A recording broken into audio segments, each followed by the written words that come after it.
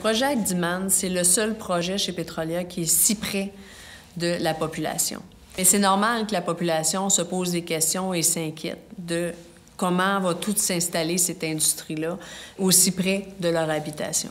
Il y a une réglementation qui nous dit qu'on peut se situer à 100 mètres d'une maison. Si on peut le faire à 100 mètres, ça doit être parce que le risque associé à ça est vraiment minime. Pour ce qui est du projet Agdiman numéro 4, on est à 350 mètres.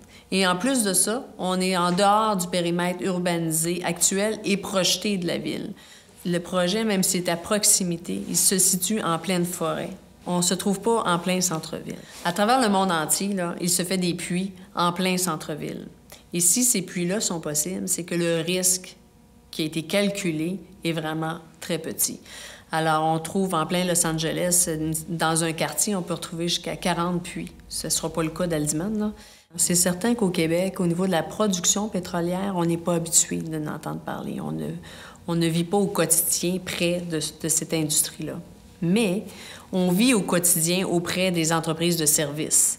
On a des réservoirs chez Ultramar qui sont là, qui sont énormes, qui contiennent du pétrole pour desservir par la suite des stations-service.